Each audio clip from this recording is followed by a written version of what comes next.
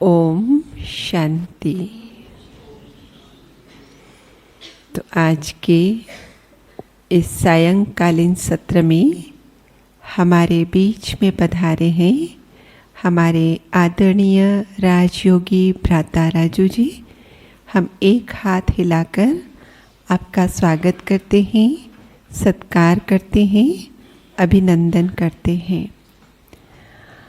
आप भी यूपी की धरनी से निकले ईश्वर के अनमोल रतन हैं।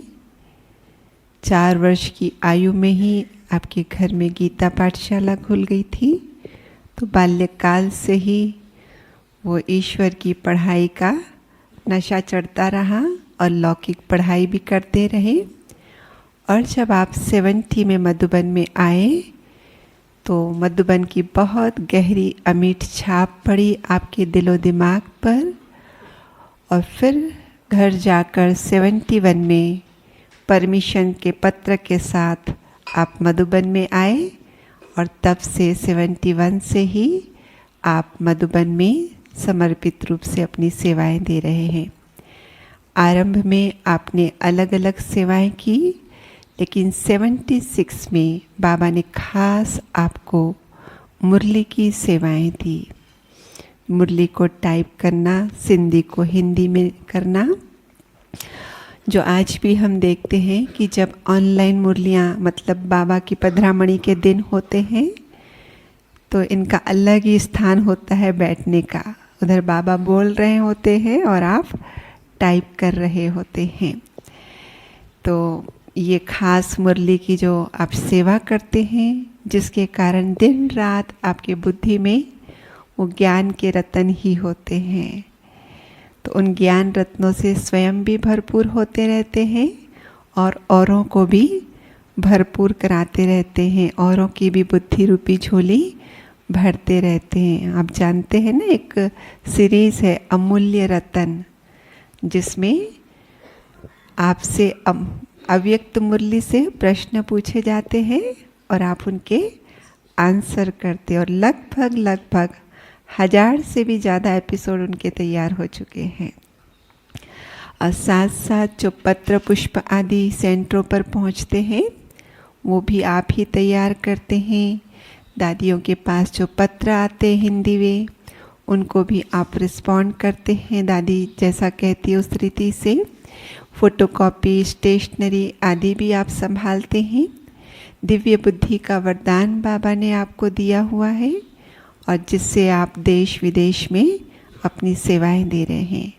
तो आज हमारे सामने जो बाबा ने आज भी मुरली में कहा कि आत्मा की चढ़ती कला के लिए सहज युक्तियाँ क्या है, जो बाबा ने मुरली में बताई भी, लेकिन आज उन्हीं सहज युक्तियों को भ्राता जी के द्वारा हम विस्तार से सुनेंगे, समझेंगे और उसे प्रैक्टिकल में कैसे लाए उन टिप्स को भी जानेंगे।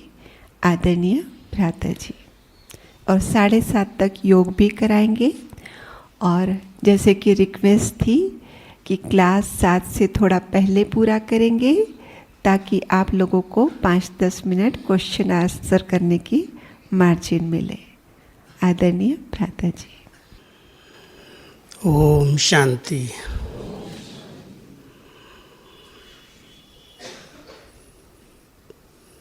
बाबा के इस बेहद घर में,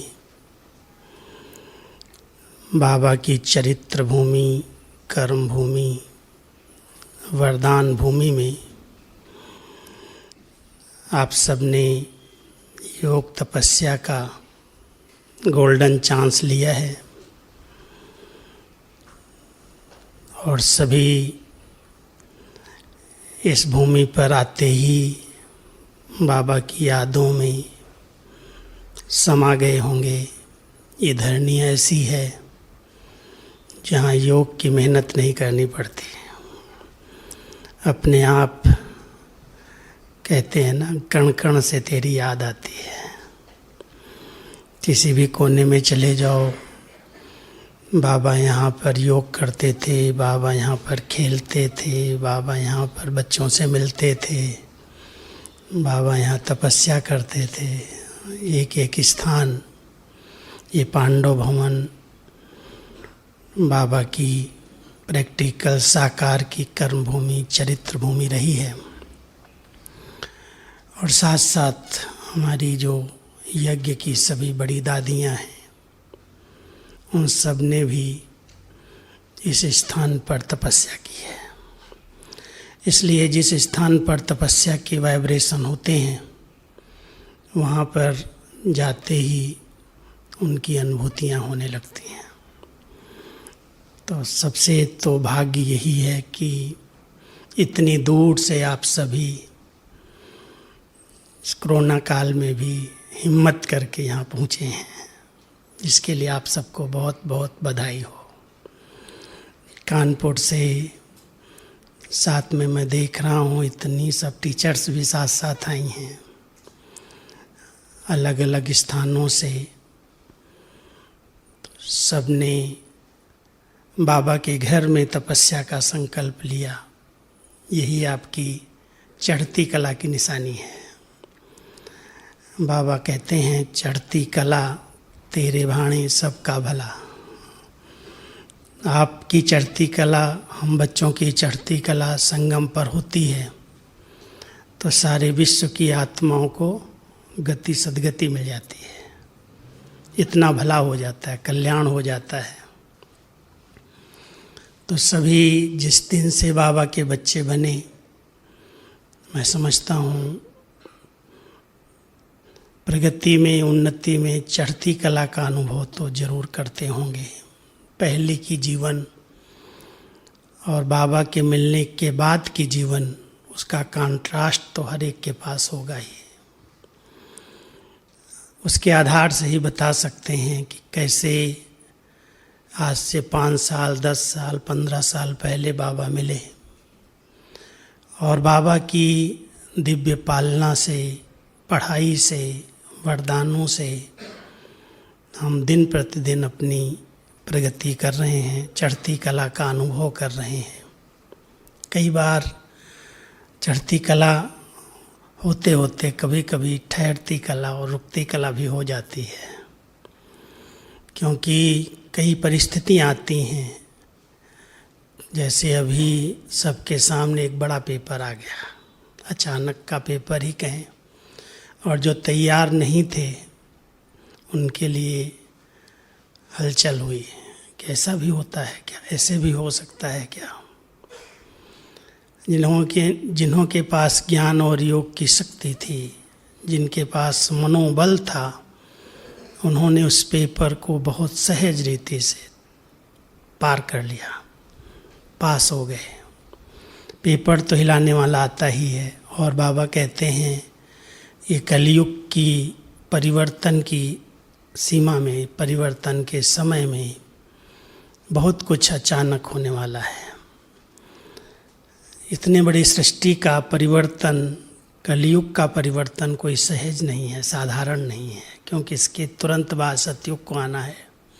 एक तरफ इतनी बड़ी अरबों की आबादी और उसके बाद सतयुग का प्रारंभ कितने से होगा? 9-10 लाख से होगा। तो इतने सब आत्माओं को अपने पुराने शरीर छोड़ने हैं, वापस घर जाना है। लेकिन वो जो संबंधों में बहुत स्नेह होता है, अटैचमेंट होती है, कुछ प्राप्तियां होती हैं, तो वो अचानक जब जाता है तो हलचल हो जाती है। जो ऊंची स्थिति बननी चाहिए उसकी बजाय प्रश्न उठ जाते हैं, ऐसा क्यों हुआ, ऐसे इसके साथ हो गया, मेरे साथ हो गया। और हिलाने वाले तो कई बच्चे, बाबा कहता है जितना आप श्रेष्ठ मार्ग पर आगे बढ़ते हो उतना हिलाने वाली कई बातें लोग करते हैं कि आप तो भगवान के बच्चे हैं, आप तो इतना ऊंचा ज्ञान सुनाते हैं, सुनते हैं, क्या भगवान ने आपकी भी रक्षा नहीं की? और इस प्रकार से कई प्रश्न मन में डाल देते हैं। तो जो उमंग है, उत्साह है, खुशी है, आगे बढ़ने का अनुभव है, उसमें विघ्न आ जाता है, रुकावट आ जाती है। जो सदा चढ़ती कला होनी चाहिए, जो ऐसे लगे नथिंग न्यू, कोई का भी इस ड्रामा के अंदर दोष नहीं है। अगर अपनी सदा चढ़ती कला का अनुभव करना है तो ना मेरा दोष है, न ड्रामा का दोष है, न बाबा का दोष है, न किसी व्यक्ति का है। जिस दिन ये स्मृति रहेगी कि इस ड्रामा में किसी का भी दोष नहीं है, हर एक आत्मा निर्दोष है, क्योंकि अपने अपने कर्मों का खेल है। जिस प्रकार के कर्म हमने भले इस जन्म में कुछ नहीं किए, लेकिन पिछले जन्मों में तो बहुत कुछ किए हैं। अंत समय में सबका हिसाब किताब भिन्न भिन्न रीति से पूरा होता है और अचानक पूरा होता है। चाहे वो ज्ञानी है, ज्ञानी आत्माएं सूली से कांटा बना देती, बहुत बड़ी बात को छोटा बना देती, और जिनके पास ज्ञान की शक्ति नहीं है वो छोटी सी बात को सोच सोच करके बहुत बड़ा रूप दे देती। तो बाबा के बच्चों के पास ज्ञान की इतनी बड़ी अथॉरिटी है, शक्ति है, उसके आधार से कहते हैं ये आत्मा का पार्ट था, ये आत्मा का पार्ट पूरा हुआ। इसलिए कोई भी पेपर में डगमग नहीं होते, हलचल नहीं होती, अपनी स्थिति को नीचे नहीं करते। ठीक है, जो सीन सामने आई है इसमें भी बहुत कुछ रहस्य समाये हुए हैं, इसमें भी कोई बहुत बड़ा कल्याण समाया हुआ है। उस बात को ध्यान पर रखते हुए अंदर की स्थिति को डगमग नहीं करते। बाहर से भले कोई पार्ट बजाना भी पड़ता है, लेकिन अंदर से बहुत खुशनुमा एक रस रहते हैं। तो बाबा के बच्चों के पास ज्ञान और योग का बल है, और उस ज्ञान और योग के बल से अपनी बहुत ऊंचे से ऊंची स्थिति बना करके रहते हैं।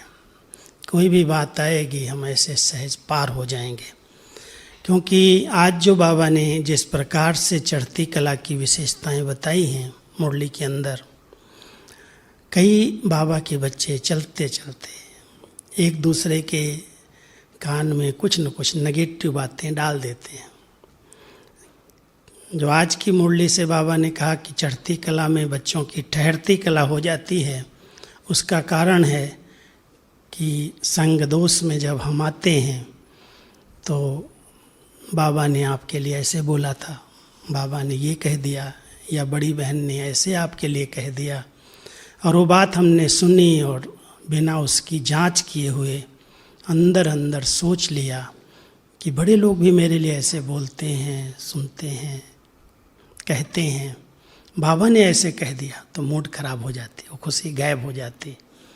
तो आज बाबा ने कहा बच्चे, बाबा के सिवाय कोई की बातें सुनो नहीं, ये व्यर्थ बातें हैं, पर चिंतन है, पर दर्शन है, और लोग तो कैसी कैसी बातें उल्टी सीधी सुनाते हैं। बाबा कभी बच्चों के अकल्याण की बात नहीं कह सकते।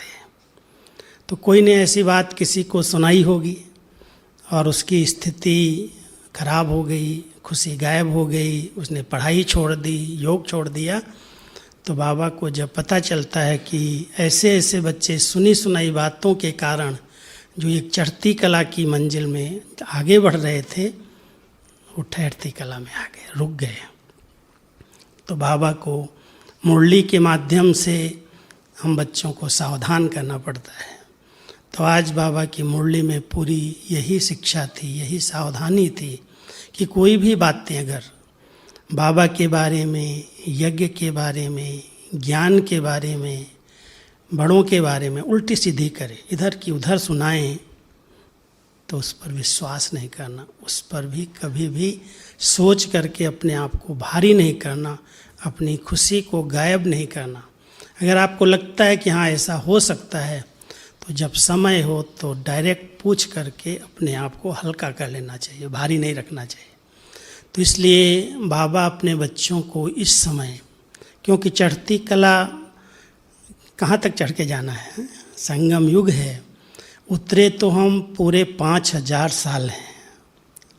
जब परम धाम घर से आत्मा इस सृष्टि मंच पर आई तो जन्म हुए, भले योग बल से जन्म लिए, लेकिन धीरे धीरे कलाओं में गिरावट आई, और वो कला केवल एक ही गिरी, लेकिन उसमें जो गिरावट आई उसे कहने लगे अभी 2 कलाएं कम हो गई, अभी 6 कलाएं, अभी 8 कलाएं कम हो गई। द्वापर युग तक तो 8 कलाएं कम हो गई, लेकिन वो जो कला थी वो प्योरिटी की कला थी, संपूर्ण पवित्रता।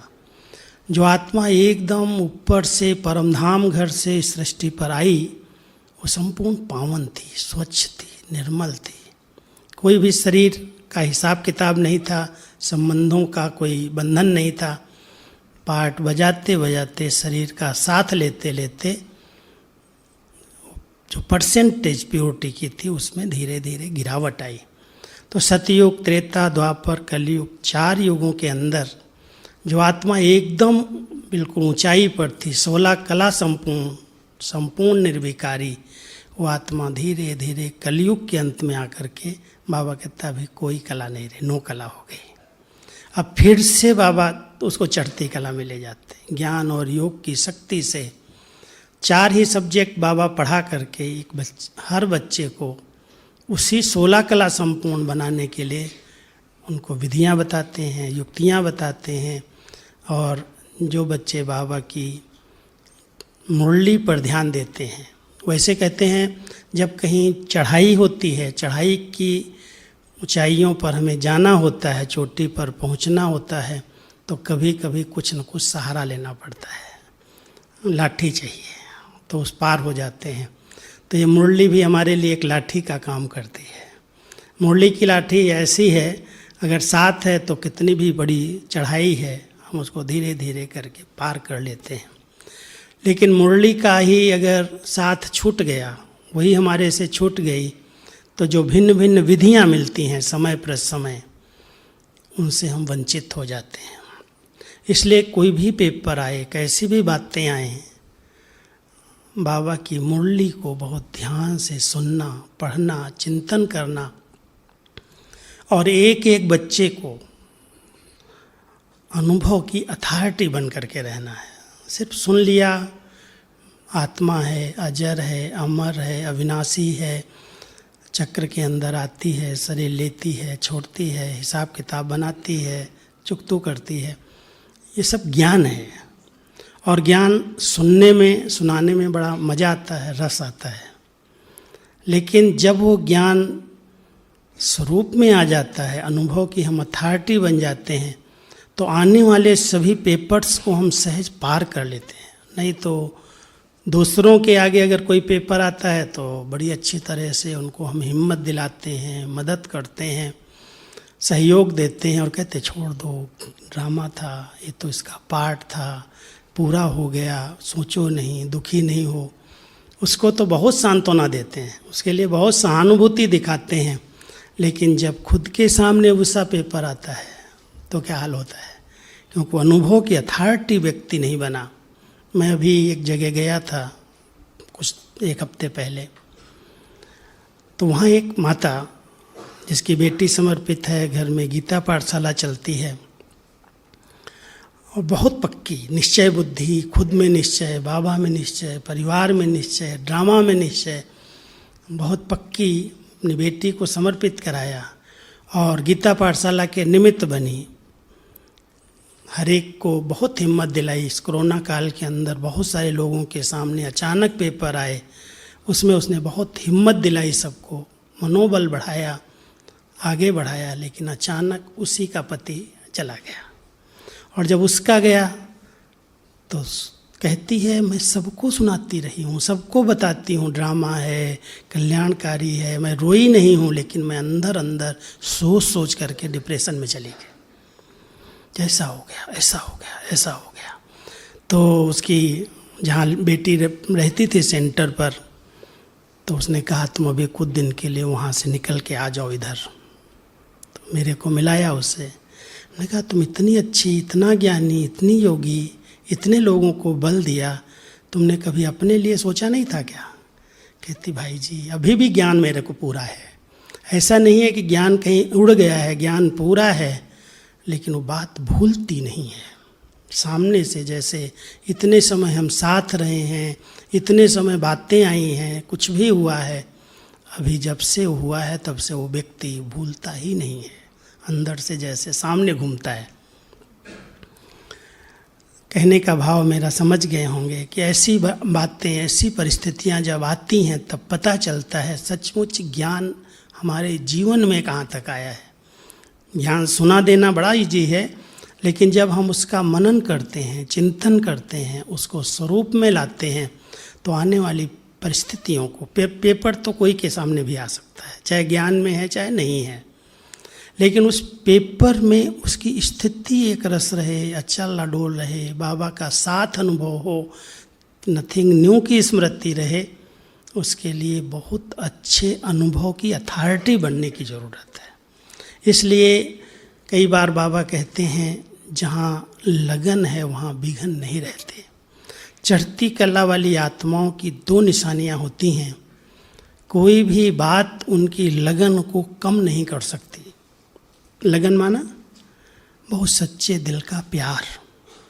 अगर बाबा से सच्चे दिल का प्यार है तो लगन एक अग्नि है, और लगन की अग्नि में कोई भी बात सहज परिवर्तन हो जाती है, समाप्त हो जाती है। तो पहली निशानी चढ़ती कला की है कि कोई भी बातें आए, मेरी लगन कम ना हो, वो बढ़ती जाए। हमें पढ़ाई करके, योग करके, बाबा का साथ ले करके परिस्थिति आई है, मुझे इसको पार कर लेना है, वो बहुत सहज पार कर लेते हैं, क्योंकि बाबा सर्वशक्तिमान है, सर्वसमर्थ है। वो जिसके साथ है, जिसके ऊपर उसकी छतरी है, उसके आगे ये बातें क्या हैं, सब पूरी हो जाती हैं। लेकिन अनुभव चाहिए, वो लगन चाहिए, वो प्यार चाहिए, जो बाबा कहे बच्चे कोई चिंता नहीं करो, मैं बैठा हूँ। कई ऐसे अनुभव हमने देखे हैं, कई बार ऐसे होता है, पेपर्स आते हैं, बाबा स्नेही सहयोगी बच्चों को भी अनुभव करा देता, बच्चे तुम फिक्र न करो, मैं बैठा हूँ।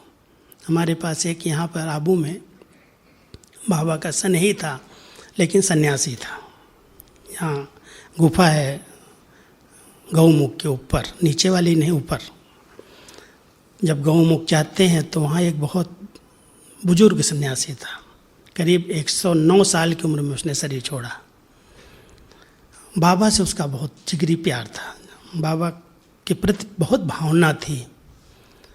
और जब बाबा अव्यक्त हो गए तभी भी वो दादियों को रोज़ दूसरे तीसरे दिन फ़ोन करता था, और कभी भी अकेले पड़ जाए, कभी कोई ज़रूरत पड़े भोजन की, खाने की या कंबल वगैरह ठंडी में, तो दादी को कहता था दादी मुझे चाहिए, सहयोग चाहिए। तो दादी यहाँ से कहती थी जाओ, भाइयों को, हम लोगों को कहती थी जाओ, उसको प्रसाद दे आओ, उसको कोई कपड़े दे आओ, उसको कंबल दे आओ। तो हम लोग जाते थे। अचानक जब बड़ी आई हुई, 100 के ऊपर हो गया, तो अचानक एक दिन उसको पेट में दर्द पड़ा बहुत ज़्यादा। तो तुरंत वो फ़ोन यहीं करता था, अपने आश्रम में वहाँ नहीं करता था, उनका बड़ा आश्रम है, रघुनाथ मंदिर है। तो उसने वहाँ फ़ोन नहीं किया, दादी को डायरेक्ट कर दिया। दादी ने कहा कि अच्छा महात्मा जी, मैं डॉक्टर को भेजती हूँ, और यहाँ से भाई को भेजा। उसने देखा कि तो बहुत ज़्यादा तकलीफ़ हो रही है, कहता है चलो महात्मा जी आपको मैं अहमदाबाद ले चलता हूँ। वो अहमदाबाद ले गया, डॉक्टर ने कहा इसका ऑपरेशन करना पड़ेगा। अब इतनी बड़ी एज में वो डरे कि मेरे को ऑपरेशन नहीं कराना है। कहते हैं जब कहा डॉक्टर ने करना ही पड़ेगा तो मान तो गया, लेकिन डर रहा था। तो उसके सामने ब्रह्मा बाबा आए, और ब्रह्मा बाबा आके इसके खड़े हो गए और कहते बच्चे तुम डरना नहीं, मैं ऑपरेशन करूँगा, डॉक्टर तो ऐसे ही है, मैं तुम्हारा ऑपरेशन करके ठीक कर दूँ। अब वो इतना निश्चिंत हो गया कि अरे बाबा हमारे ऊपर खड़ा है, ऐसे हाथ रख करके, बच्चे तुम डरना नहीं, मैं तुम्हारा ऑपरेशन कर दूँ। कहता है पूरा ऑपरेशन हुआ, बिल्कुल ठीक हो गया। वहाँ से ले कर के आए, और जब यहाँ आए तो उसके अंदर बहुत भावनाएं जाग गई, और ज़्यादा हो गया। तो उसके पास करीब 35-40 एकड़ ज़मीन गौमुख की तरफ है। उसने कागज़ उठाए और कहा दादी ये सब ज़मीन तुम ले लो, मेरे को यज्ञ में ही देना, आश्रम में देना है। ताली मजा रही। तो जब उसने आश्रम के लिए दिया तो बड़े भाई तुम्हारे बड़े खुश हो गए, क्योंकि ओम शांति भवन हमारा छोटा पड़ने लगा था। तो लेकर के कागज़ आ गए भाई लोग, दादी को दिया। तो दादी कहने लगी कि ये तो ठीक है उसने दिया है, लेकिन जब तक बाबा नहीं कहेंगे, बाबा से पूछना पड़ेगा, बाबा छुट्टी देंगे तो हम लेंगे।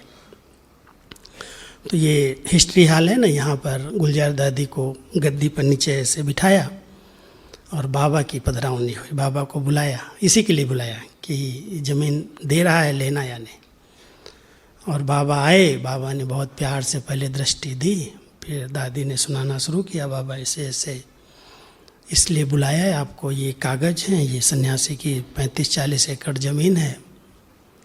बाबा बड़ा सीरियस हो गए। बाबा कहते बच्ची ये कागज़ आज ही वापस कर दो, बाबा को सन्यासी की ज़मीन नहीं चाहिए। बाबा वो फ्री दे रहा है, आपने उसकी सेवा की है, आपके साक्षात्कार से वो प्रभावित हुआ है।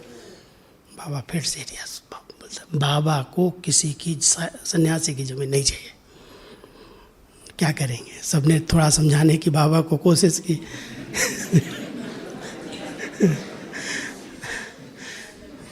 लेकिन बाबा तो एकदम अड़ गए, बिल्कुल नहीं चाहिए। तो बस बाबा ने बस ना किया, फिर उसके बाद कुछ नहीं सुना किसी की, चले गए वापस। सुबह दादी कहती जाओ दे आओ जा करके कागज़। जब दे आए तो वो बड़ा वो गरम दिमाग का था। कहता है आप लोग डरते हो क्या, मेरे पास बंदूक है, कोई नहीं आएगा। आप डरते क्यों हो, कागज़ मैं दे रहा हूँ ना, मैं अपने मन से दे रहा हूँ, मेरा कब्जा है यहाँ पर। भाइयों ने कहा भाई बाबा ने दादी ने मना किया है, नहीं हम लेंगे, दे दिया। अब ये बात कानों कानों में 2-4 दिन में पूरे आबू में फैलने लगी कि ये सन्यासी ने ब्रह्मा कुमारियों को ज़मीन दिया है। अब उनको क्या पता ये ज़मीन ले ही नहीं रहे हैं, देने वाले दे रहे हैं, लेने वाला ले नहीं रहा है। तो उन्होंने बहुत सारे सन्यासी जो बहुत वो होते हैं ना चिमटेधारी वाले, उनको बुला लिया कि कैसे कब्जा करेंगे देख लेंगे। तो वो सब तैयार वहाँ पर कि ये लोग आएंगे तो हम उनसे निपटेंगे। जब वहाँ गए उस सन्यासी से पूछा तो उन्हें ज़मीन दिया है? कहता मैं तो दे रहा हूँ, तो ले ही नहीं रहे, कागज़ यहीं पड़े हैं सब। बेचारे चुप हो गए, क्या करेंगे। वो केस तो पूरा हो गया, कोई लड़ ही नहीं सके, कोई कुछ कह ही नहीं सका। तो बाबा कैसे बच्चों की सेफ्टी करता है। उसके बाद थोड़े दिन के बाद बाबा आए, सवेरे सवेरे जा रहे थे, सुबह 6 बज गया था ओम शांति भवन में। ऐसे ऐसे एक बार ऐसे आँख बंद की और फिर आँख खोल दी और दादी को ऐसे बुलाते हैं इधर आओ। हाँ, दादी को बुलाया और कहते हैं ये जो दूध वाले आते हैं ना, इनसे बात करना, इनके पास ज़मीन है। और बाबा बोल के और आंख बंद करके चले गए। 9 बजे दूध वाला सामने आता है, यहाँ दूध डिपार्टमेंट में दूध दिया और दूध देने के बाद कहता है भाई को कि भाई साहब मेरे पास एक 35-40 एकड़ ज़मीन पड़ी है, अगर आप लोगों को लेना हो तो देख लो। है तो चरागाह की लेकिन है अच्छी, मैंने सुना है आपको कुछ चाहिए, आश्रम बनाना है बड़ा। तो दादी को दौड़ के बताया करके, और सुबह सुबह बाबा ने बोला ही था। दादी ने कहा अभी अभी जाओ देख के आओ कहाँ है ज़मीन। और देखा जाके तो जंगल ही था, बहुत सारा, न रोड थी न कुछ था। और वो ज्ञान सरोवर के जो सालगांव के पास ज़मीन है वो देखी और पसंद की और ले ली। उसकी कहानी लंबी है, वो नहीं सुनाता हूँ, टॉपिक बदल जाएगी। लेकिन कहने का मेरा भाव ये है कि बाबा सच्चे दिल वालों के साथ रहता है। सच्चाई बाबा को बहुत प्रिय है। और चढ़ती कला में अगर विघ्न है तो हमारी सच्चाई में कुछ न कुछ मिक्स है। मान लो चलते चलते कोई भी परिस्थिति, कोई भी पेपर हमारे उमंग उत्साह को कम कर दे, रुकावट डाल दे। रुकावट के 5-6 कारण मैं आपको बताता हूँ। एक कारण तो बाबा ने आज सुनाया, कोई आपके लिए पर चिंतन करता है, प्रदर्शन करता है, इधर की उधर सुनाता है, कान में इधर की बात, व्यर्थ बातें, नेगेटिव बातें सुना करके आपके उमंग को कम कर देता है। आज की मुरली के आधार से ये है। लेकिन वैसे देखा जाए कई बार हम चलते चलते कुछ हद के कामनाएं रखते हैं। हद की पोजीशन, मेरा नाम हो, मेरा मान हो, मेरी महिमा हो। उसके कारण अगर वो नहीं प्राप्त होता है तो खुशी गायब हो जाती है, उमंग उत्साह रुक जाता है, पुरुषार्थ में ढीलापन आ जाता। या हद की पोजीशन रुकावट डाल रही है, या आपस में फिर अपोजिशन होती है। ये बड़े कल के आए हुए मेरे से आगे जा रहे हैं, इनका नाम हो रहा है, ये आगे बढ़ रहे हैं। अगर अपोजिशन आपस में शुरू की तो फिर उसमें भी खुशी गायब, उमंग उत्साह खत्म हो जाता। कई बार चलते चलते हम किसी न किसी सैल्वेशन के आधार पर, सैल्वेशन मिलेगी तो हम ये करेंगे, ये सेवा करेंगे, आगे बढ़ेंगे। आजकल तो पूरी सेवाओं का आधार सैल्वेशन हो गया। एक दिन था जो कोई भी प्रकार की सेल्वेशन नहीं थी ही नहीं। चाहे हम मधुबन में जब आए तब देखा कोई सेल्वेशन नहीं थी। सेवा करो, जैसे भी है वैसे करो, न कोई गाड़ी है। यहाँ तक भी अगर एक फ़ोन करना होता था ना, अभी तो फ़ोन सबकी जेब में है, एक फ़ोन करना होता था तो दादी एक गाड़ी टैक्सी मंगा करके नीचे संगम हो जाती थी फ़ोन करने। यहाँ से फ़ोन लगते नहीं थे। अब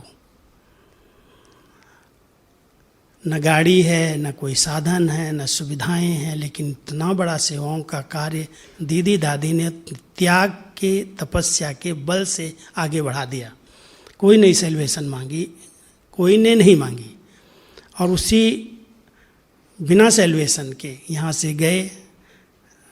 टिकट नहीं है, पैसा नहीं है, और बहनों ने वो त्याग के बल से स्थापना का कार्य संपन्न किया। लेकिन वर्तमान समय बहुत सारी सेल्वेशंस मिली हुई हैं, साधन हैं, सुविधाएं हैं, सबके पास अपनी गाड़ियां हैं, सब प्रकार के सुख साधन हैं। लेकिन अगर इनको हमने आधार बना लिया और आधार नीचे से खिसक गया, कोई कारण से नहीं मिला, नुकसान हो गया, चला गया, तो उसके आधार पर अगर किसी का पुरुषार्थ है तो वो ठहरती कला हो जाएगी, चढ़ती कला नहीं रहेगी। इसलिए है, बाबा कहता प्रकृति है, इसका प्रयोग करो, आपके लिए तो है, लेकिन साधना इस साधनों के अंदर छिप न जाए। साधना बीज है और साधनों का हो गया है वृक्ष। उस वृक्ष के अंदर साधना का बीज लुप्त न रहे, छिप न जाए, उस पर ध्यान देना। इसलिए आंतरिक तपस्या, आंतरिक अंतर्मुक्ता की तपस्या अंदर अंदर चलनी चाहिए। हैं, यूज कर लो, बाबा ने दिए हैं, बड़े प्यार से यूज करो, लेकिन इनके ऊपर डिपेंड नहीं होना। डिपेंड हो जाएंगे तो वो दुख देगा। आज है, कल ख़त्म हो गया। आज कितना अच्छा वरदान था, ध्यान गया होगा आप सबका, कि अंतिम समय की सेवाओं को हैंडल करने के लिए आपको क्या करना होगा? अपनी कर्मातीत स्थिति का अनुभव करना है। क्योंकि ये टेलीफोन, ये वायरलेस, ये जो साधन हैं, ये सब फेल होंगे। और उस समय सेवाओं को हैंडल कर वही कर सकेगा जो कर्मयोगी से कर्मातीत स्थिति का अभ्यास कर रहा है। कर्मयोगी रहो, कर्म छोड़ना नहीं है, कर्म करना है, लेकिन कर्म करते हुए कर्म के बंधन से अतीत रहना है। कर्म नहीं छोड़ना है। कर्मातीत का अर्थ कई बार ये अर्थ हम लगा लेते हैं, कर्म ही नहीं करना है। कर्मातीत का अर्थ बाबा जो सुना रहे हैं कि बच्चे, कर्म क्षेत्र है, कर्म तो आपको करने ही हैं, लेकिन कर्म बंधन न बन जाए, उस पर ध्यान देना। जहाँ बंधन है वहाँ दुख है, वहाँ परतंत्रता है। हम सबके साथ रहें, व्यवहार में आएँ, संबंध निभाएं, अपनेपन की अनुभूति कराएं, लेकिन ध्यान देना न मैं किसी में अटकूं, न कोई मेरे में फंसे। अगर अटक गए, लटक गए, आधार बना लिया, निराधार नहीं रहे, तो जो ऊंची स्थिति है उससे हम नीचे आ जाएंगे। चढ़ती कला की बजाय हमारी ठहरती कला या गिरती कला हो जाएगी। इसलिए कर्म करो, कर्म की छूट है, लेकिन कर्म करते हुए न्यारी स्थिति रहे। बहुत सुंदर बैलेंस बाबा ने बताया है न्यारे और प्यारेपन का। प्यार जरूर देना है, संबंध है, प्यार प्रेम से पालना करो, साथ निभाओ, लेकिन अंदर की स्थिति बहुत डिटैच रहे, न्यारी रहे। जैसे बाबा ने, हमारी दादियों ने प्रैक्टिकल करके हम सबको सिखाया। प्यार की मूर्ति बाबा जब साकार में यहाँ व्यक्त रूप में आए, बच्चों के बीच में आकर के भूल गए मैं अव्यक्त वतनवासी हूँ। कई बार हमने देखा बच्चों के साथ हंसना, बहलना, खेलना, खाना, खिलाना, लेकिन जब जाने का, वापस जाने का समय आता तो ऐसे दृष्टि देते, कितने गीत गाते रहो, ऐसे आंख बंद किया और चले गए। ये न्यारे और प्यारेपन का बैलेंस परिवार के अंदर अगर आपका है, लौकिक अलौकिक जीवन के अंदर है, तो बहुत अच्छी तरह से आप अपनी चढ़ती कला का अनुभव कर सकते हो। अगर एकदम न्यारे बन गए तो लोग कहेंगे पता नहीं ब्रह्मा कुमारियों ने इनको क्या सिखा दिया, संन्यास कर रहे हैं, छोड़ दिया सब कुछ। और बहुत प्यारे बन गए तो बंधन बन जाएगा, वो अपनी तरफ आत्माएं खींचेंगी। जब योग में बैठोगे तो वही याद आएगी। इसलिए बाबा ने कहा है देह भान से न्यारे बनो। पहले देह के भान से डिटैच बनो, आत्मिक स्थिति का अच्छा अभ्यास करो, और फिर संबंध में आते हुए बहुत अच्छा प्यार का अनुभव करो। प्यार की मूर्ति बन करके रहो, लेकिन प्यार में कोई आत्मा अटक न जाए, इस पर बहुत ध्यान देना।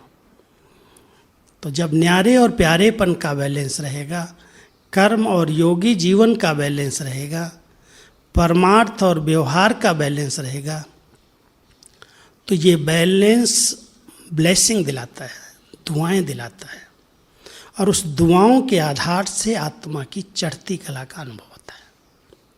अगर कोई आत्मा कहे मेरी इस मार्ग में बहुत अच्छी प्रगति हो रही है, लेकिन मुझे कोई की दुआएं नहीं चाहिए, कभी नहीं हो सकती।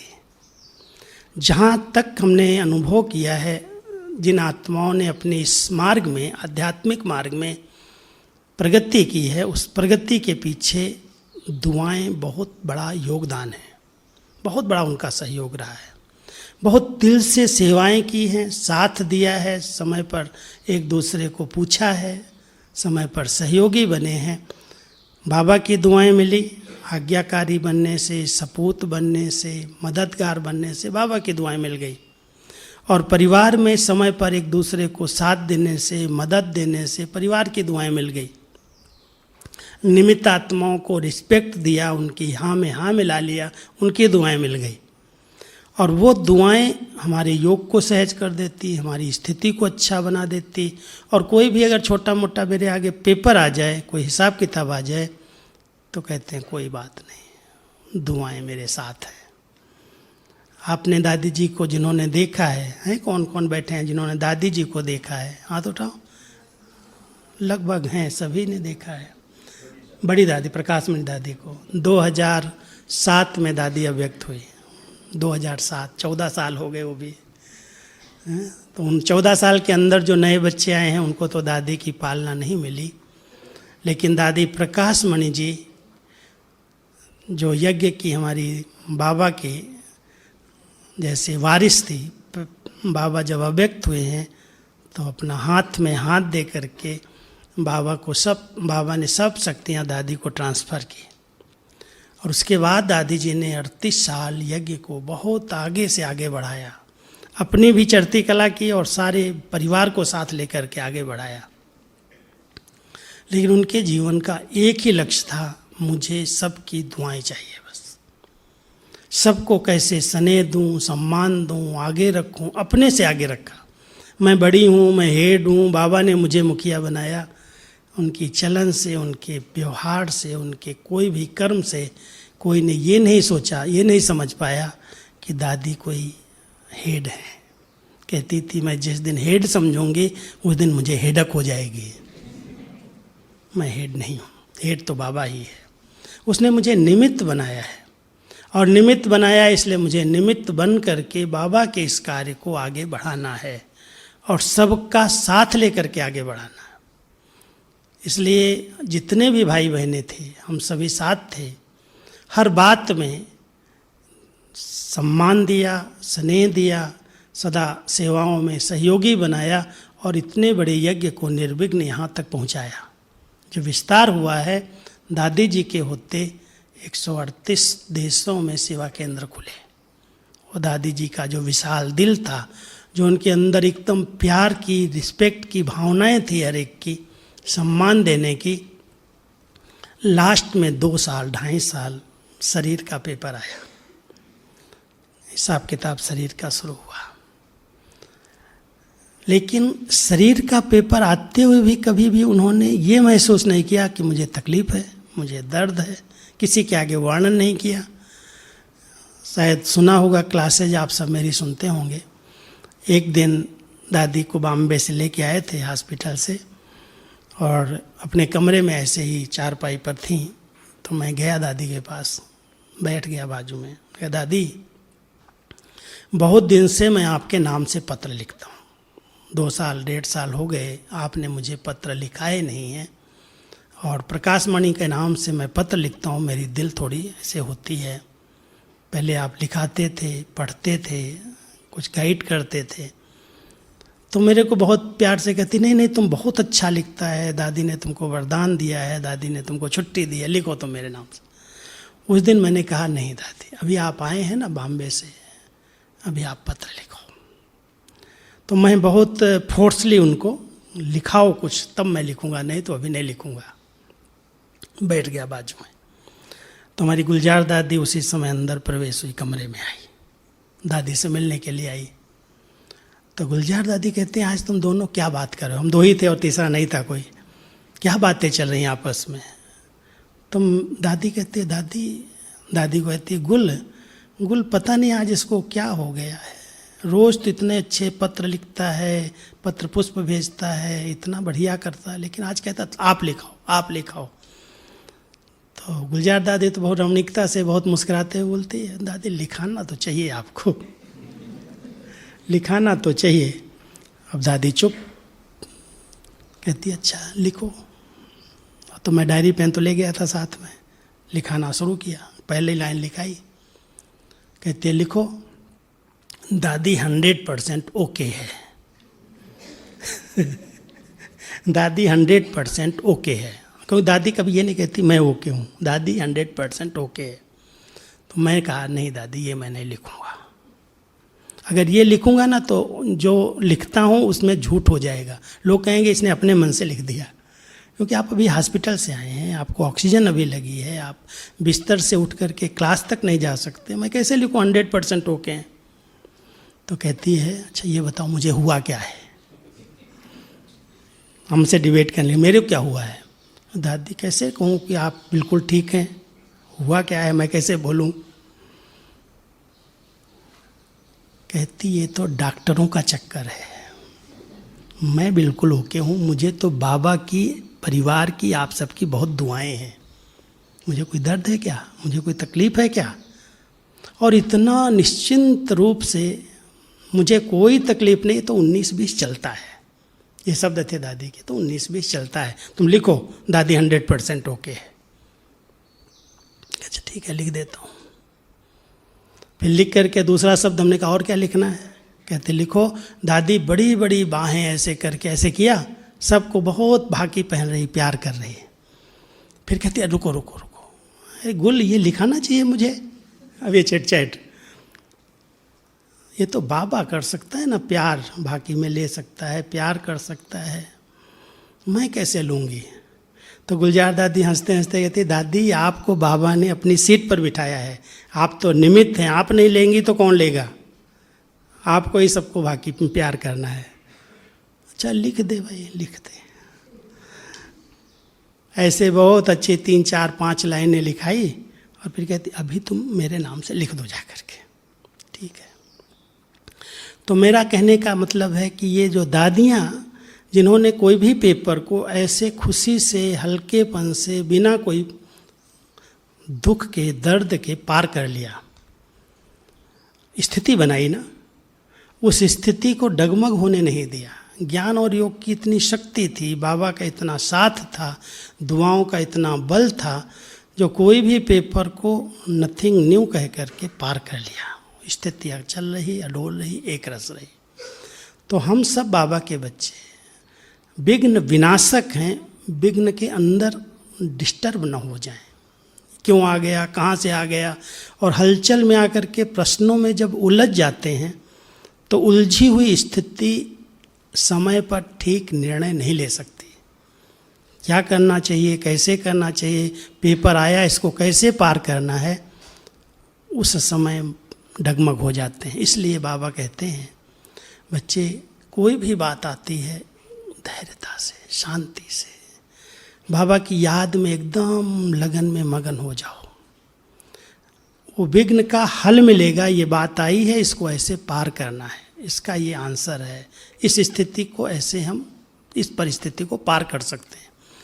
तो इसलिए कभी भी डगमग नहीं होना। जो मैं 2 बातें कह रहा था, एक लगन को बढ़ाओ, मगन स्थिति में रहो, दूसरा मैं विघ्न विनाशक आत्मा हूँ, नॉलेजफुल आत्माएं ही विघ्नों का विनाश कर सकती हैं।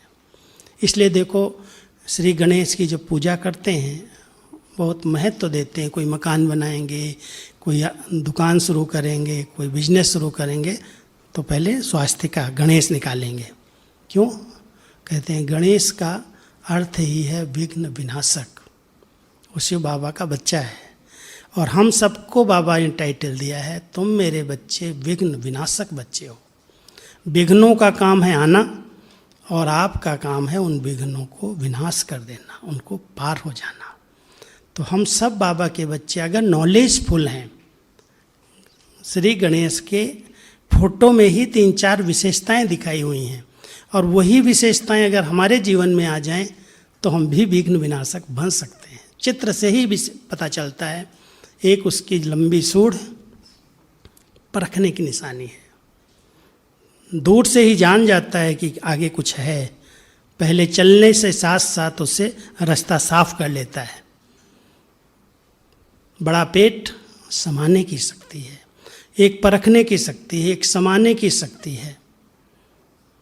बड़े कान हैं, कोई भी बात आती है परवाह नहीं है, लेकिन अगर चींटी कान में चली गई तो बेहोश कर देगी।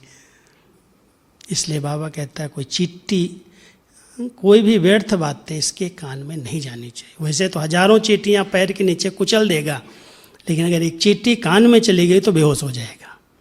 इसलिए कोई भी व्यर्थ बातें, नेगेटिव बातें, कोई भी बाबा के प्रति, यज्ञ के प्रति इधर उधर की बातें करे, बोलो मुझे नहीं सुनना है, बाबा ने मुझे श्री गणेश बनाया। वही व्यर्थ बातें हमारे लिए एक बहुत बड़ा विघ्न बन जाती हैं।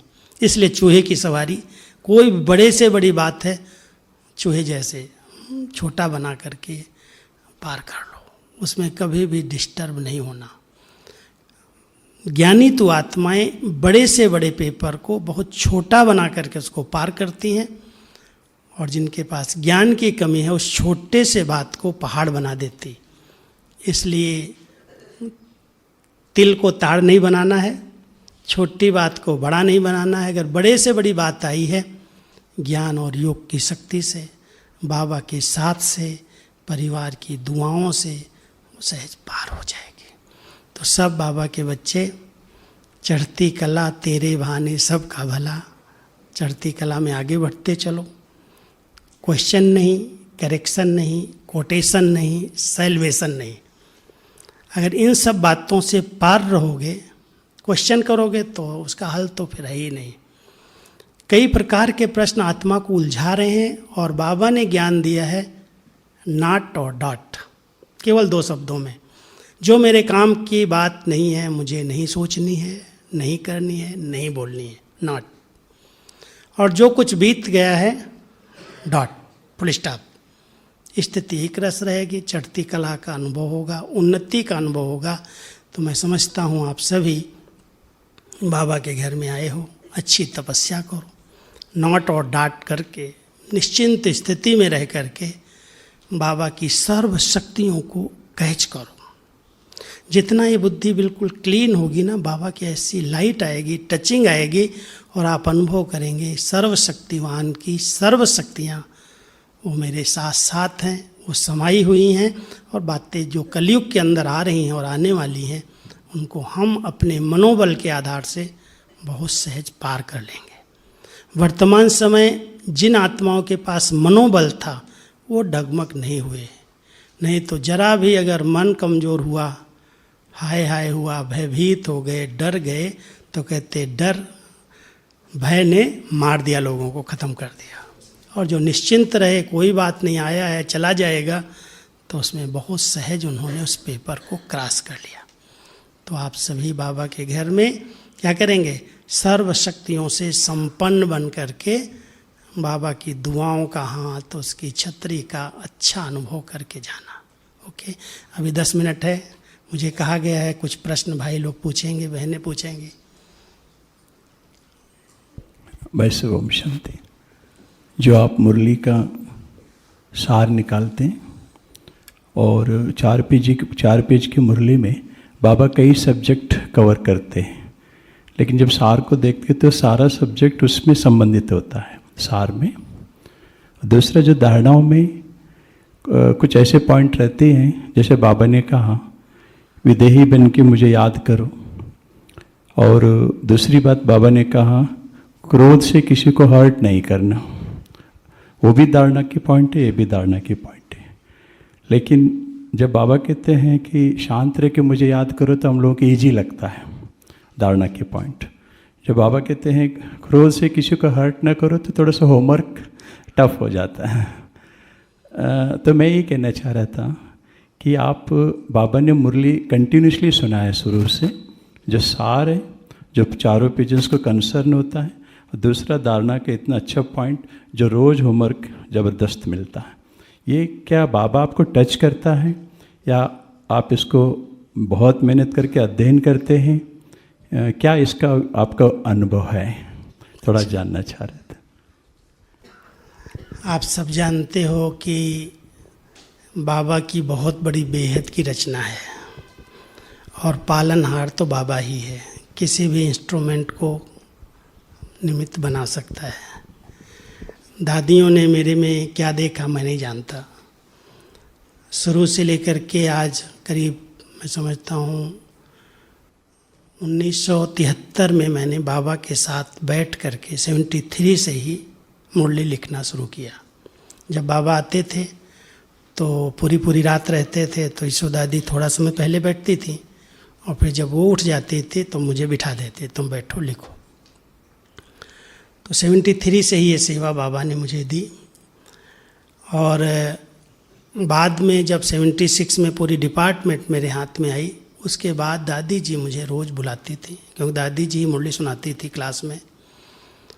और कोई भी बात अगर उनको लगती थी कि वर्तमान समय के हिसाब से हमारे छोटे छोटे केंद्र खुल रहे हैं, VIP भी आने लगे हैं क्लासेस के अंदर, बहनें इतनी पढ़ी लिखी नहीं हैं, छोटी उम्र की हैं, तो इनको कुछ न कुछ होमवर्क आप की तरफ से, मधुबन की तरफ से जाना चाहिए।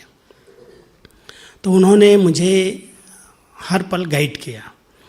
मुरली सुना के आती थी, डेली का रूटीन था। अगर मैं आधा घंटा दादी के पास नहीं जाता था तो दादी नाश्ता नहीं करते थे। पहले आप आओ मेरे से बैठो, और मुरली कैसे लिखनी है, क्या उसमें डालना है, क्योंकि उस समय एडवांस नहीं छपती थी। एडवांस की तो बाद में बहुत बड़ी बात है, वो सुनाऊंगा। लेकिन उस समय हम दादी जब क्लास में सुना के आती थी, फिर मेरे को मिलती थी, फिर उसमें बताती थी इसमें ऐसे प्रश्न बनाओ, इसका सार लिखो, ऐसे ऐसे गाइड करते थे। और जो बात ऐसे लगती थी वर्तमान समय के हिसाब से, वो साकार के समय की बात थी। साकार बाबा के कई ऐसे अनुभव थे, उस समय बहुत हमारा विरोध हो रहा था, तो बाबा कई बार उनके लिए कुछ ऐसे शब्द बोल देते थे, अभी इनको लिखने की ज़रूरत नहीं है, ऐसे कह के मुरली में सेटिंग करा के मुझे बोल देते थे। मैं करता था।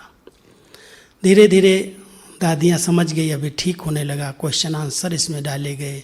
फिर उसके बाद धारणा का सार डाला।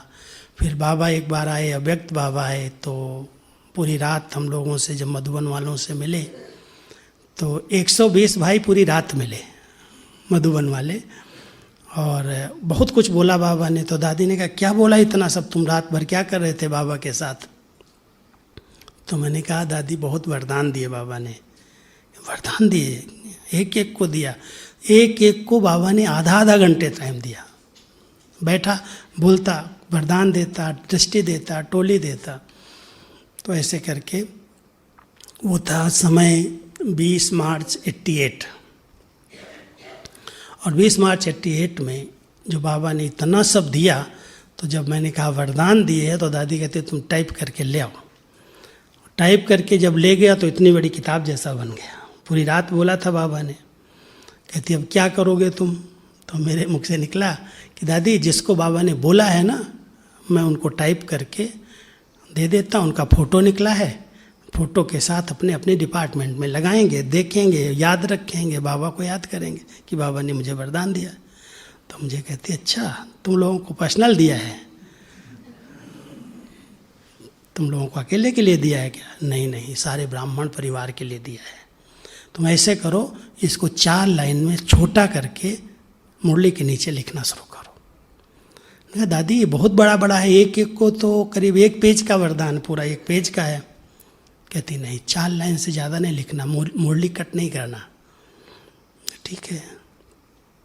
अब लिखना है, वरदान का रूप देना है, तो मैंने जो पहली लाइन है भाव वाली, वो बाबा के शब्द नहीं है, वो मेरे बनाए हुए शब्द हैं। और वो जब बनाए तो लक्ष्य रखा कि जो स्पष्टीकरण है वो केवल बाबा का ही, वो उसमें मेरी एडिशन नहीं होनी चाहिए। वरदानों में स्पष्टीकरण के अंदर एक शब्द भी मैंने हेरा फेरी नहीं किया, भले अगर ज़्यादा कुछ बोला तो उसको शार्ट किया है, लेकिन ऊपर वाली लाइन को लक्ष्य रखा कि कोई भी भाव कह के बाबा कभी ऐसे नहीं कहता तथास्तु हो जाएगा, उसकी विधि बताता है। बिना विधि के कोई भी चीज़ प्राप्त नहीं की जा सकती। विधि क्या है, आधार क्या है, फिर उससे सिद्धि क्या मिलती है। तो इस लक्ष्य से पहली लाइन सेट किया और वरदान जब शुरू किए तो वो 120 के जो वरदान थे ना, वो मैंने 1 साल तक मुरली के नीचे शुरू कर दिए, डाले हैं। और जब पूरे हो गए तो मैं दादी को बोला, दादी वरदान पूरे हो गए। बड़े खुशी खुशी से दादी के पास में गया, तो कहती है वरदान पूरे कैसे हो गए, ये तो इतना सबको पसंद आते हैं, इतना लोग पसंद करते हैं, तुम इसको रेगुलर करो। मैं रेगुलर कैसे करूं? कहते हैं 69 से इतनी मुरलियाँ चलाई है बाबा ने, सब में से वरदान निकालो। तो फिर मैंने सबसे वरदान निकालना शुरू किया। अब मुरली हमारे पास 5-6 साल की जो रिफाइंड मुरली है, जिसके अंदर कोई बाबा ने करेक्शन किया, जो ज्ञान को स्पष्ट किया, वो 5-6 साल की मुरली है।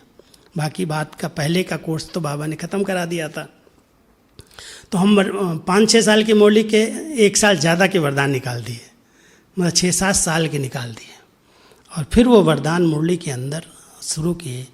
5-6 साल तक एक भी वरदान रिपीट नहीं हुआ, सब मुरलियों का ही है। अभी तो रिपीट हो रहा है, कई रिपीट किए जा रहे हैं, लेकिन फिर भी कोई नया अगर मिलता है तो ऐड कर लेता हूँ। तो ये वरदान निकालने का वरदान बाबा ने मुझे दिया था। और जो भी बाबा की मुरली में है उसमें मैं ज़्यादा नहीं बुद्धि चलाता हूँ, सिर्फ ये ध्यान रखता हूँ। अभी कल मैंने 15 अगस्त था, होली की मुरली आ गई, मुझे सुनना पड़ा थोड़ा। लोगों ने फ़ोन किया, आपको ध्यान रखना चाहिए, होली की मुरली आज कैसे चलाई है। तो हमने कहा ऐसा है कि डेट वाइज आ रही थी, इसको मैं कट नहीं कर सकता था, क्योंकि होली अभी आने में बहुत टाइम है। अगर इसको रोक दूंगा तो मुरली छूट जाएगी, और बहुत धारणा की मुरली थी, इसलिए मैंने उसको रिवाइज किया। लेकिन फिर भी लोगों ने मुझे गाइड किया कि नहीं, समय अनुसार होनी चाहिए।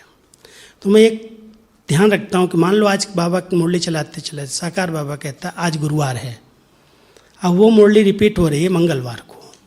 आप बहन सुनाए कि आज गुरुवार है, तो सुनने वाला कहेगा आज क्या हो गया इनको। तो मुझे ये ध्यान देना पड़ता है, भाई गुरुवार की मुरली तो कम से कम गुरुवार को चले, होली की मुरली होली पर, दिवाली की मुरली दिवाली पर, राखी की मुरली राखी पर। तो उसको मैं पहले से जब सेटिंग करता हूँ, क्योंकि ये जो एडवांस शुरू हुई मुरलियाँ वो तो बहुत समय के बाद हुई। एक दिन लंदन से दादी जानकी यहाँ आई थी, बड़ी दादी के साथ बैठी थी, मुझे बुला लिया। और जानकी दादी कंप्लेन की रीति से दादी को बोलती है, दादी एक बात आपको कहती हूँ, ये राजू जो है ना, ये मुझे बासी भोजन खिलाता है। मैंने सोचा, मैंने कहा दादी मैं भोजन नहीं बनाता हूँ, मैं बासी भोजन कैसे खिलाऊंगा आपको। तो दादी हंसने लगी, कहती है नहीं बासी भोजन माना वो भोजन नहीं, ये मुरली मधुबन में आज चलती है तो मुझे भेजता है, 1.5 महीने के बाद 2 महीने के बाद मुझे हाथ में मिलती है, तो बासी नहीं तो क्या हुआ। मैंने कहा क्या करूं दादी। कहती है जो मधुबन में मुरली चलती है वही लंदन में भी चलनी चाहिए, और वही पूरे विश्व में चलनी चाहिए, तुम कुछ भी करो। और दादी जानकी जी ने वो ठप्पा लगाया, और बड़ी दादी कहती भाई करो कुछ। फिर मैंने सब मुरलियाँ ली, हमारे जमुना प्रसाद भाई से, वो मुरली डिपार्टमेंट संभालते हैं पहले से ही, तो उनके साथ हम सेवा कर रहे थे। तो उन्होंने फिर मुरली एडवांस देना शुरू किया, 3 महीने की 4 महीने की पहले से एडवांस। अभी तो कंप्यूटर में आ गए, अभी तो कोई लेने की ज़रूरत नहीं, कंप्यूटर तो बाद में आया, अभी सब कंप्यूटर में है। बाकी कभी मुरली का सार मुझे लगता है ये नहीं ये होना चाहिए तो मैं चेंज कर देता हूँ, क्वेश्चन चेंज कर देता हूँ, लेकिन रिपीट मुरली तो वही है। ओम शांति से नमस्ते तक की मुरली है, बाकी ऊपर नीचे जो है वो बाबा ने दादी ने मेरे से एडिशन करवाई। और एडिशन करने के समय बहुत प्यारा बाबा की याद में बैठ के करता हूँ, ज़्यादा सोचता नहीं हूँ, ज़्यादा बुद्धि नहीं चलाता। आपको अगर जो कराना है, बच्चों को जो देना है दे दो, मैं नहीं जानता। ऐसे याद में बैठ करके उंगली चलाता हूँ कंप्यूटर पर, अपने आप जो आता है लिख देता हूँ, उसमें कोई करेक्शन नहीं करता है। तो ऐसे बाबा की मुरली बनती है। ठीक,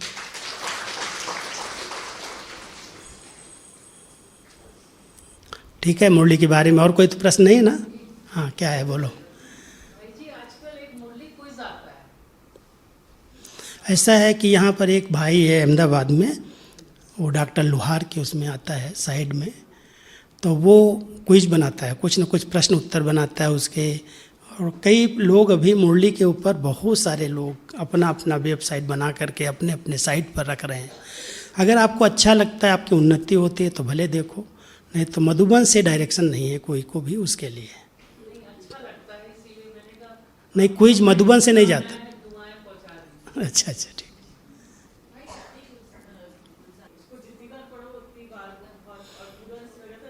वो 14 अप्रैल की मुरली थी ना, 14 अप्रैल की।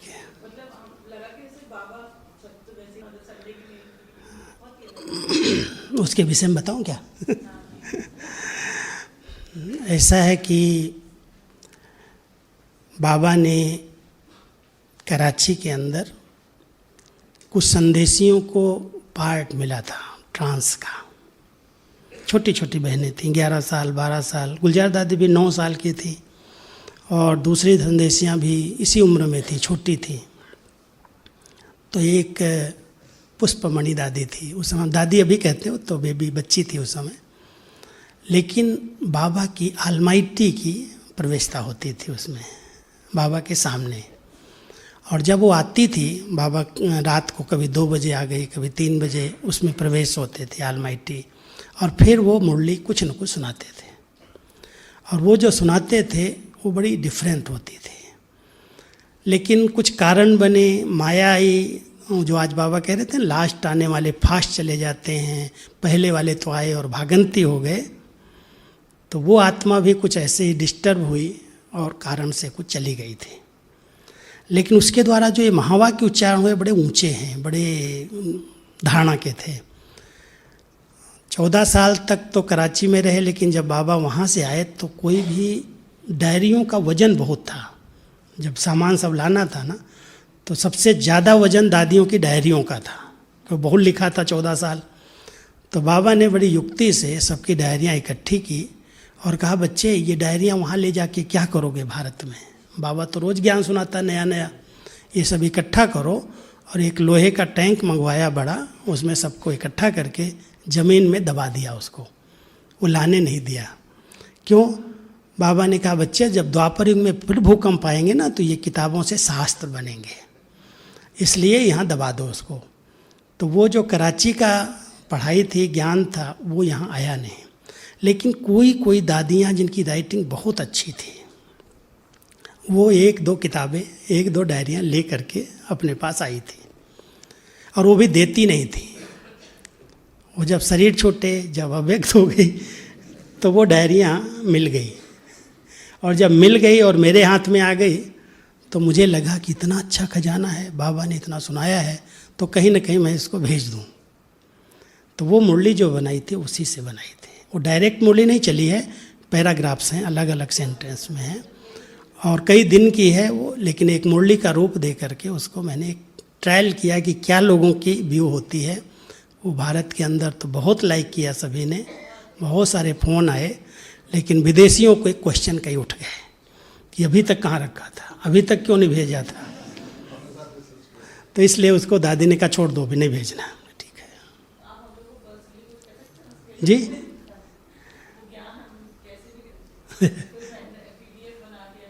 नहीं है, कुछ भेजेंगे, जब समय आएगा तो भेजते रहेंगे।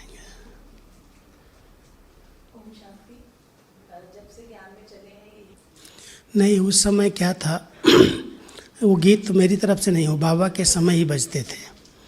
पहले हमारे चंद्रहास दादा रिकॉर्डिंग करते थे, तो सब चले गए एडवांस पार्टी में।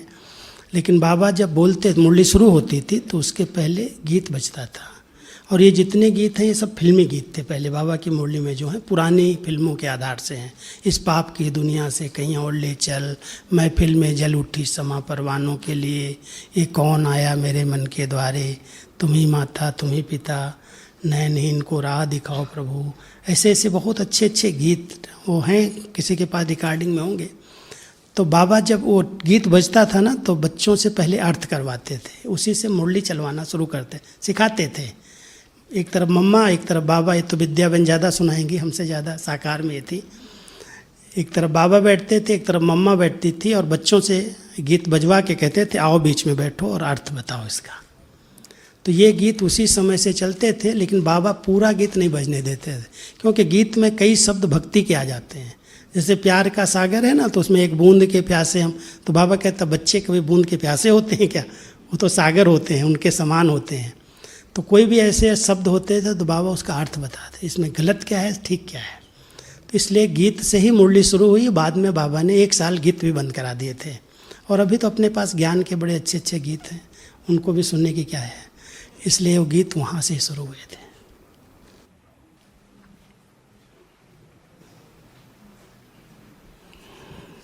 सभी अपने भ्रकुटी आसन पर बैठो,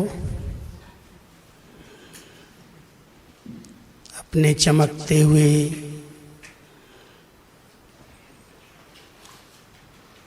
विचित्र रूप को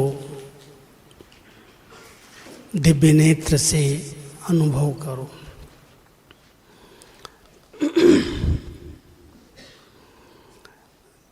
मैं एक चैतन्य शक्ति आत्मा हूँ, लाइट माइट से संपन्न एक चमकता हुआ दिव्य सितारा हूँ।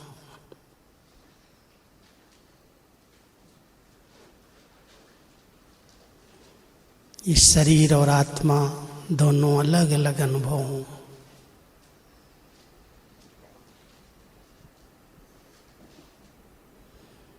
इस शरीर रूपी पिंजड़े से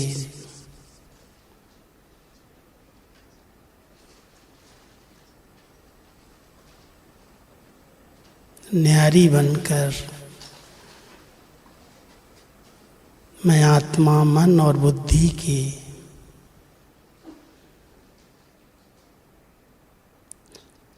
दिव्य विमान द्वारा उड़ते उड़ते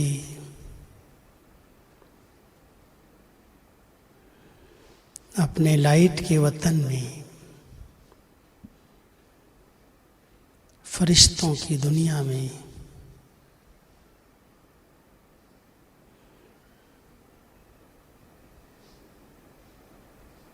बाप दादा के सन्मुख विराजमान हूँ।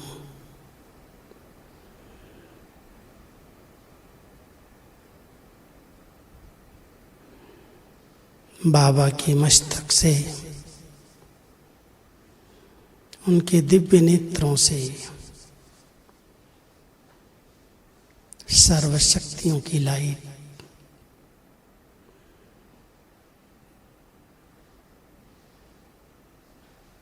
मुझ आत्मा को सर्वशक्तियों से संपन्न बना रही है।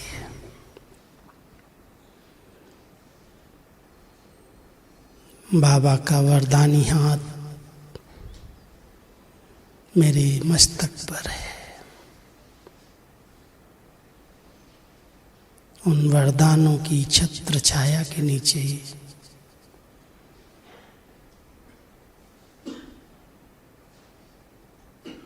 मैं आत्मा सर्वशक्तियों से संपन्न डबल लाइट फरिश्ता हूँ।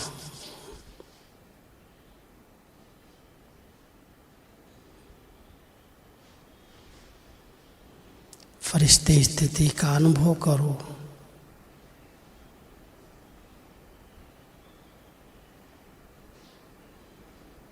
बाबा की शक्ति और सकाश लो।